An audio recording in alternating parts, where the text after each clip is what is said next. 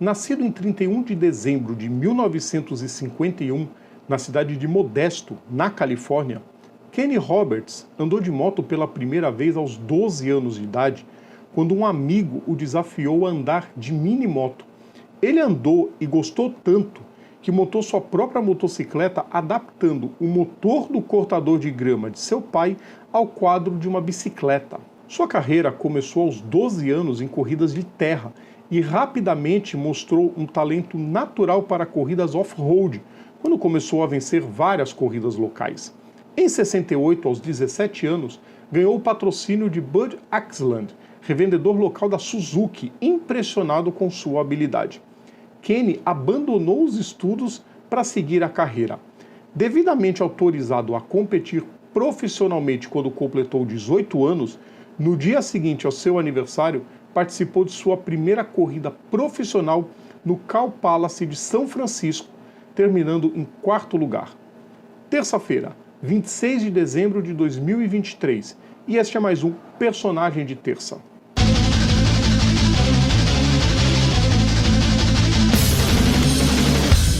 Salve a todos os nossos ouvintes, salve a todos os nossos seguidores, sejam todas e todos bem-vindos. Eu sou Rodrigo Vilela e hoje é dia de Personagem de Terça, é dia de relembrar mais um grande nome da história. Antes de começar o pedido de sempre, quero pedir sempre para vocês, deixem o like nos nossos vídeos, compartilhem nosso conteúdo, inscrevam-se no nosso canal e ativem as notificações. Em 70, Kenny se tornou piloto da Yamaha, apoiado pelo aviador e ex-piloto Jim Doyle, depois que a Triumph negou apoio a Kenny.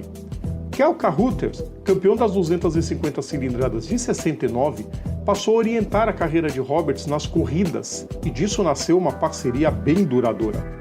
Carruthers encerrou sua carreira de piloto após a temporada de 73 para se concentrar em tempo integral na manutenção e ajuste das motocicletas de Roberts, enquanto o orientava no AMA Grand National Championship, enquanto Doyle permaneceu como seu gerente de negócios. Na categoria, logo na sua segunda corrida em 72, venceu no Houston Astrodome e fechou o ano em 4º, sendo premiado como o estreante da temporada. Em 73, apenas na sua segunda temporada como piloto em tempo integral, não teve jeito e Roberts ganhou o campeonato nacional, acumulando um recorde de 2.014 pontos nas 25 corridas. Roberts tinha um talento natural para andar de moto em superfícies de terra, e isso foi determinante para que ele adotasse um estilo de pilotagem nas pistas de asfalto, influenciado por Jarno Saarinen. Durante uma prova em Ontário, Kenny observou o finlandês deslocando o peso do corpo para o interior da curva, pendurado na moto. O estadunidense começou a treinar a técnica e viu que ajudava a estabilizar a moto. Adotou o estilo e exagerou a mudança corporal mais do que Saarinen, até que o joelho se apoiou e começou a deslizar na superfície da pista. Veio o ano de 74 e Robert esteve em vias de vencer as 200 milhas de Daytona, quando um superaquecimento do motor o tirou da disputa ferrenha que travava contra Giacomo Agostini. Ainda assim foi o segundo. Fez sua estreia em solo europeu quando correu as 200 milhas de Imola. De novo chegou na segunda colocação, firmando seu nome num velho continente. Logo depois, foi para a Grã-Bretanha disputar o Transatlantic Match de 1974 em uma equipe dos Estados Unidos. Com 3 vitórias e outros 3 segundos lugares, fez 93 pontos, derrotou a estrela local Barry Sheene e enterrou de vez a crença que europeus tinham de que pilotos estadunidenses não eram páreos aos pilotos britânicos em pistas de asfalto. Voltou aos Estados Unidos para a disputa do AMA Grand National e ganhou em Road Atlanta a sua primeira corrida de velocidade. Emendou mais 5 triunfos, pontuou em todas as 23 corridas e faturou o bicampeonato. Roberts é um dos 4 pilotos da história do campeonato a vencer o Grand Slam da AMA, ou seja, tendo vencido corridas de 1 milha, meia milha, pista curta oval, provas de terra e provas de velocidade, que dava o direito a ostentar o cobiçado número 1 em sua moto. Em suma, para usar o numeral, o piloto tinha que ser ao mesmo tempo campeão de motocross, campeão de speedway e campeão de velocidade. Mas aquela temporada também marcou a estreia de Roberts no Mundial de Motovelocidade, onde ele fez a pole da etapa de Assen, das 250 cilindradas, e terminou a corrida em terceiro. O ano de 75 deu continuidade aos sucessos de Roberts nas pistas de asfalto, quando venceu 3 das 4 corridas do Transatlântico. Mas o desafio nas provas de terra era cada vez maior, já que a Harley-Davidson melhorava seu equipamento a olhos vistos. Ainda assim, Kenny obteve uma vitória épica no Indy Mile Grand National, quando a Yamaha montou um motor de corrida de TZ750 a 2 tempos num quadro de motocross. Mesmo com equipamento inguiável, Roberts jantou Corky Kinner e Jay Springsteen para coroar uma das vitórias mais lembradas até os dias atuais. Ele faturou mais um Grand Slam, mas só lhe restou o vice-campeonato da temporada daquele ano, quando Gary Scott levou sua Harley-Davidson ao caneco. Em 76, venceu 4 provas do certame, mas seguia sofrendo com problemas mecânicos, estes responsáveis por mais uma derrota nas 200 milhas de Daytona. Também liderava o Loudon Classic, quando caiu em uma colisão com outro competidor. Ao final da temporada, ficou em terceiro lugar na tabela de classificação, perdendo o título para Springsteen, outra derrota para seus rivais da Harley. Em 77, de novo sofreu infortúnios com sua moto, dessa vez com os pneus na prova de Daytona. Voltou à Inglaterra e venceu 4 das 6 corridas do Transatlântico, e depois em Imola, venceu 2 e quebrou o recorde da pista. As corridas de velocidade já eram parte natural do sucesso de Roberts. No AMA, por exemplo, venceu 5 das 6 corridas nesse tipo de pista, uma delas em Sonoma, quando precisou apenas de 4 voltas para sair de trás do pelotão e chegar à liderança. Mas fracassou em todas as corridas na terra e, além de perder o direito a usar o 1, terminou apenas em 4º na tabela final. Já era notório que a Yamaha não fazia mais frente à Harley-Davidson nas pistas de terra, o que fazia quase impossível tentar o tricampeonato. Foi aí que a Yamaha USA, a importadora oficial da marca no país, ofereceu-se para colocar Roberts no Mundial de Motovelocidade de 78, juntamente com Kel Carruthers para atuar como seu mentor e chefe de equipe. A dupla também obteve apoio da Goodyear. De início, Kenny ficou indiferente à ideia de competir no Mundial, mas mudou de ideia e de ânimo quando Barry Sheene, da Suzuki, e então bicampeão, disse que Roberts não seria nenhum tipo de ameaça. Ele também competiu nas 250 cilindradas, fazendo apenas 4 corridas, vencendo na Venezuela e nos Países Baixos, sendo segundo em outras 2, e também nas 750, quando venceu 4 corridas e fechou o ano em segundo atrás de Johnny Cecotto. Mas o foco eram as 500. E contrariando todos os prognósticos de que o primeiro ano seria apenas para aprender os circuitos, Roberts faturou o título mundial. Foram 4 vitórias na Áustria, França, no GP das Nações e na Grã-Bretanha. Prova essa repleta de confusão por causa da chuva forte que caiu e causou uma tremenda confusão até na cronometragem. Também vieram outros 3 segundos lugares e o terceiro na etapa final em Nürburgring. Kenny Roberts se tornava o primeiro estadunidense a ser campeão mundial de motovelocidade. O ano de 79 chegou e Roberts mostrou outra face, essa muito importante, a de um piloto preocupado com a segurança dos competidores. Ele decidiu correr apenas as 500, mas logo de cara se lesionou na pré-temporada no Japão. Perdeu a abertura do campeonato na Venezuela, mas se recuperou de maneira estrondosa e nas 5 provas seguidas venceu 4. Em uma delas na Espanha, não recebeu o prêmio de participação. Ele venceu e, de forma curta e grossa, dispensou o troféu desdenhando do dinheiro da prova. Em outra corrida, na Bélgica, provocou uma revolta dos pilotos contra o asfalto recém-pavimentado que criou uma condição perigosa de pilotagem devido ao gasóleo que se evaporava. Tanto Kenny quanto o então líder, Virginio Ferrari, não correram. Assim como na Espanha, a FIM suspendeu o estadunidense, revogando a decisão em ambos os casos logo em seguida. Só que a ferida já estava escancarada e Roberts jogava gasolina nela. A animosidade virou ódio puro entre o piloto e a federação quando Roberts começou a falar com a imprensa sobre a formação de uma série de corridas rival para competir contra o monopólio da FIM, mas ele não perdia o foco nas provas. E na Grã-Bretanha protagonizou contra a Chine um dos duelos mais espetaculares de toda a história das motos, lembrada até hoje pelos fãs. No fim do ano, o bicampeonato, com o terceiro lugar na França, quando Ferrari, que ainda sonhava com a taça, caiu e abandonou a prova. Logo após a conquista, Roberts cumpriu o prometido e deu o pontapé inicial para o campeonato chamado World Series.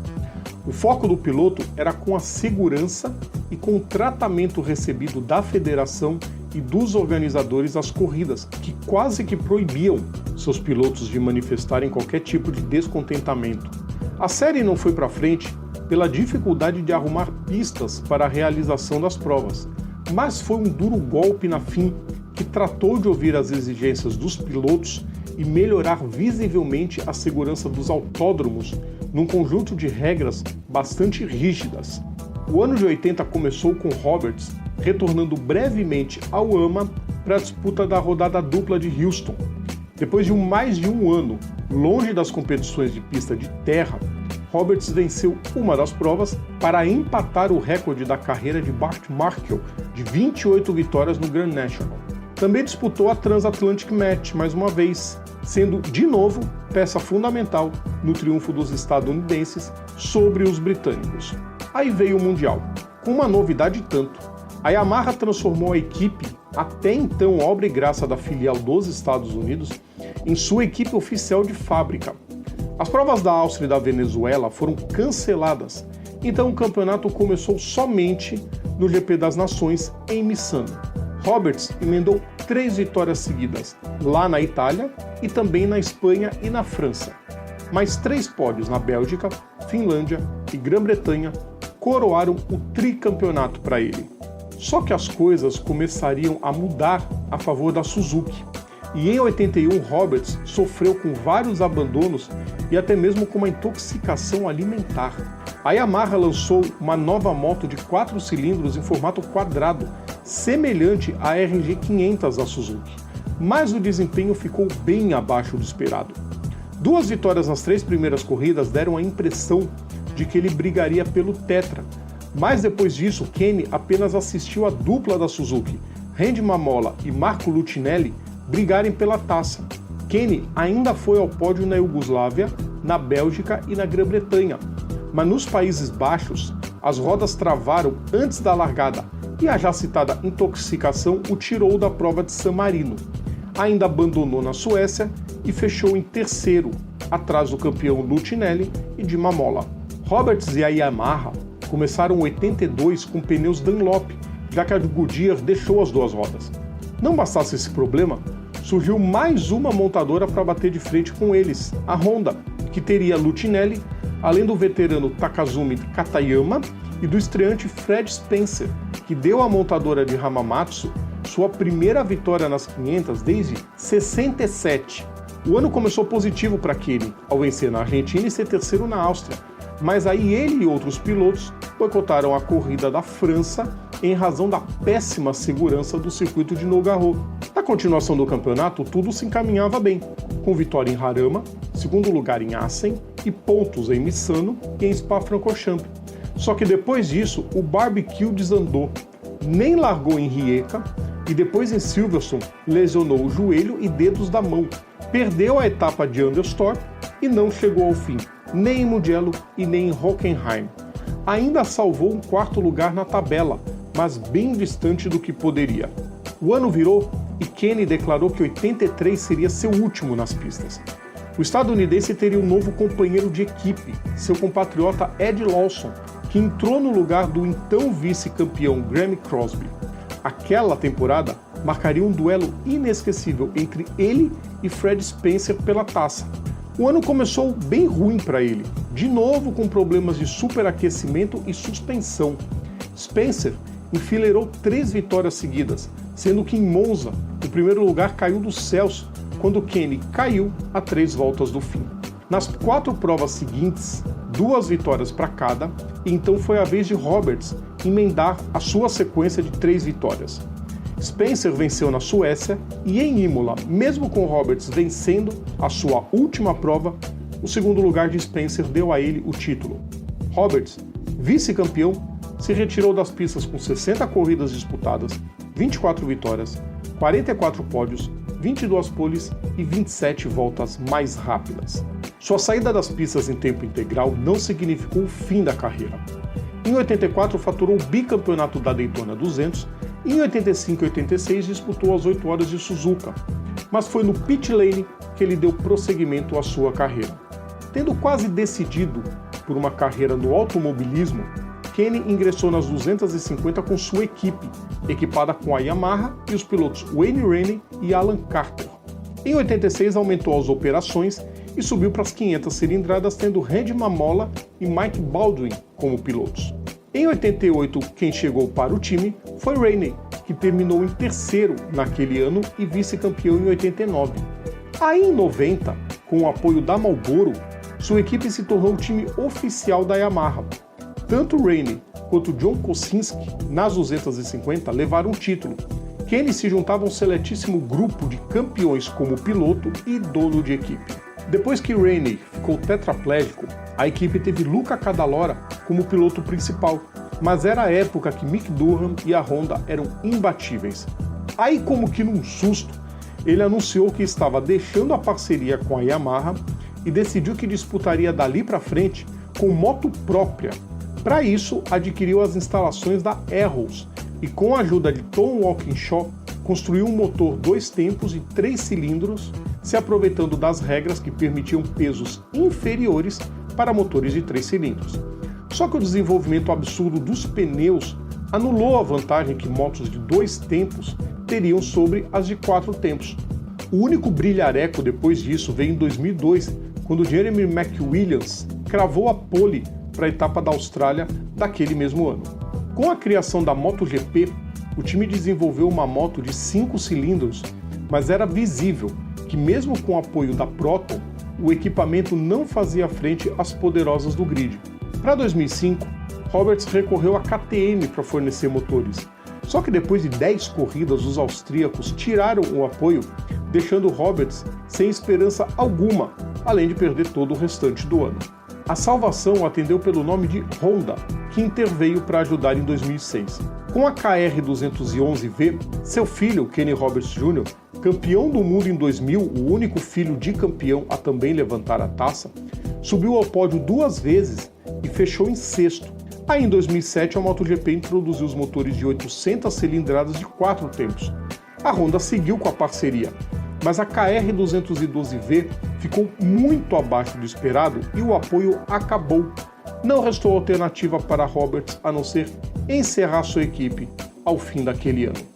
Kenny Roberts saía de cena, mas todo o seu legado ficou mantido até os dias atuais, tanto pelas desavenças contra a FIM para melhorar a segurança e o tratamento com os pilotos, quanto pela porta aberta aos corredores estadunidenses que dominaram o Mundial nos anos 80, quanto pelo estilo de pilotagem que mudou para sempre a forma como as motos eram construídas e guiadas. Basta lembrar que de 83 a 99, todos os campeões da divisão principal da categoria eram pilotos oriundos em categorias off-road. Roberts também atuou, digamos, como garoto propaganda de Laguna Seca, e seus esforços deram certo, fazendo a pista ingressar no calendário. Também foi peça-chave no surgimento das Harris e da Rock 500, resultado da pressão que ele fez à Yamaha para fornecer motos às equipes independentes para aumentar o número de participantes no campeonato em um momento de vacas magras.